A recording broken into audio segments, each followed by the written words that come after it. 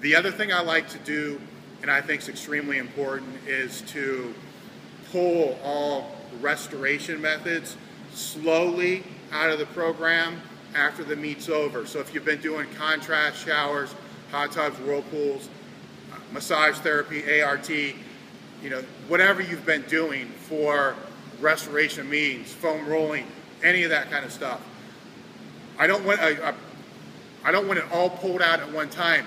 But after the meet's over, I want to get to the point where there's very, very little restoration means in the program, because once you get into the full-fledged off season, it's going to be more hypertrophy type based. There'll still be some strength work, but I'll program the max effort work being 3s and 5s, so there's not going to be a lot of singles. It's going to be more focused the way that I program for more dynamic work and more hypertrophy type work during that phase. So that's really, from a joint standpoint and from a central nervous system standpoint, it's actually a little bit easier to recover from. So you're not going to need all the restorative means that you needed when you were 4 to 6 weeks before meet.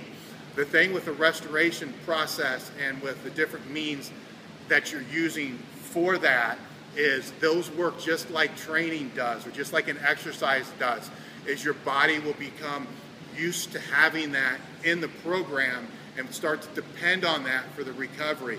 So if we can get away from as much of that as we possibly can, let the body basically recover by itself, even if it means you need to change the programming a little bit and go to a 3-day split instead of a 4-day split, or however it needs to be done, that's going to be more conducive to an effective training program in the long run, because when you do need those means coming back into the next meet, you can introduce them back in one by one as your body needs those for recovery, and they will actually do what they're supposed to do, instead of getting to the point where before every training session you got 30 minutes of recovery work after every session, recovery work is extra workouts, recovery work is extra days.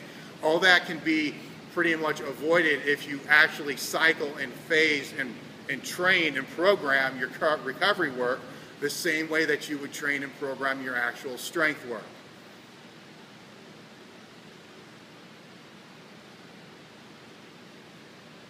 During the off season, it's also a good time to experiment with different movements, different exercises, to see how you respond to that. Because if you have a max effort exercise, for instance, that you want to try to see how it works, this is a good time to put it in. Of course, you're going to be stronger using that movement because it's a new movement, so you're going to make progress really, really fast. That's not really what we're looking for here. What we're looking for here is how you feel that exercise is affecting your main lifts. And if you've been training for a while, you'll know what I'm talking about. This is a hard concept to explain. If you're a beginner and you introduce the exercise and it just feels weird and awkward, and it always feels weird and awkward even after cycling it for 3 weeks, then it's probably not a movement that you're going to want to put in during your meet training. It's a movement that you're going to want to stay away from. So play around to see what movements you can bring back in the next time. The other thing that I'm a big advocate of, if you do have movements that are builders of your main lifts that you know always carry over and always work, for instance, a 2-board press, for me, always carried over to my max bench press. A floor press always carried over to my max bench press. I try to avoid those movements if I can until 12 weeks before, or 16 weeks, whenever I start training for the next powerlifting meet. Then I'll put those back in, because I know those are go-to exercises. I know that they're going to work. I really don't care if they're going to work or not going to work during the off season, because the goals of what I'm trying to develop for people at that time are completely different than the goals that I'm trying to develop while training for an actual competition.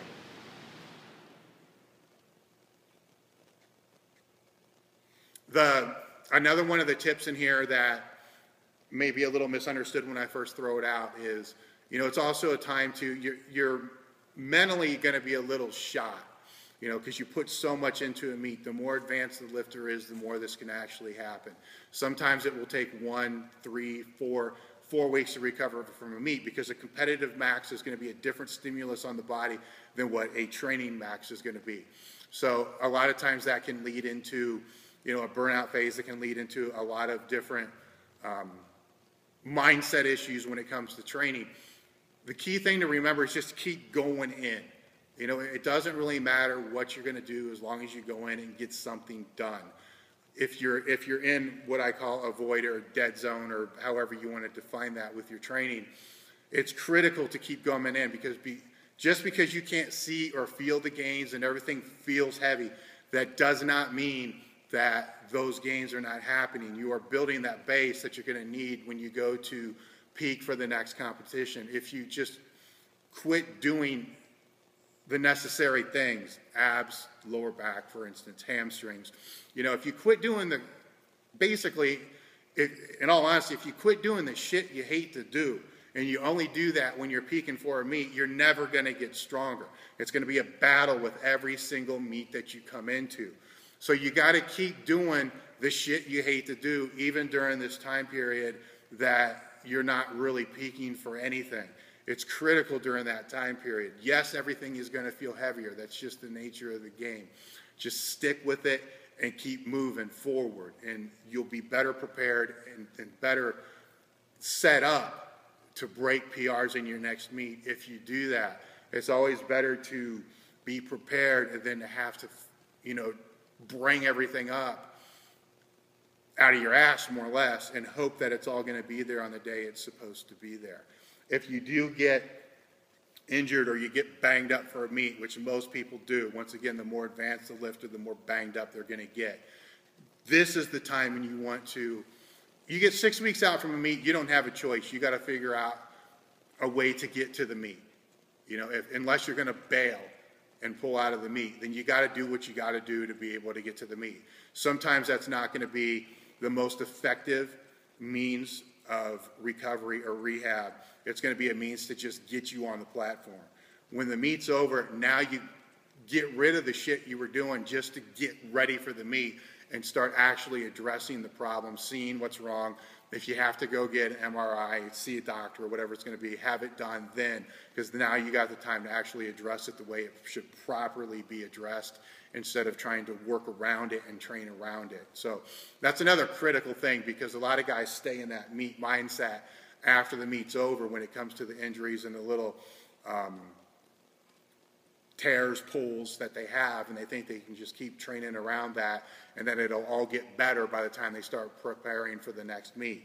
That's not the case. It's not going to all be better. You're going to be doing the same thing, and then it goes from one meet to the next meet to the next meet to the next meet, and injuries just pile upon pile and pile and pile and pile. So a small injury ends up becoming a much bigger problem down the long run, whereas you just take the time when the meet's over to actually rehab it the way it's supposed to be done. You'll have less problems in the future. One of the biggest mistakes I ever made was I never rehabbed anything. I became a specialist at training around things and through things to be able to get to where I wanted to go. Thinking back and going back, I would have actually taken care of the problem, and instead of letting the problem become a bigger one, or actually creating that imbalance, which created a whole different problem on the other side of the body or with another muscle group or another muscle altogether. So that's all I got for this. I know it's probably a little bit longer than I wanted to go. I ramble sometimes, but looking through my notes here, I see that there is going to be a whole lot of questions as soon as I throw these out.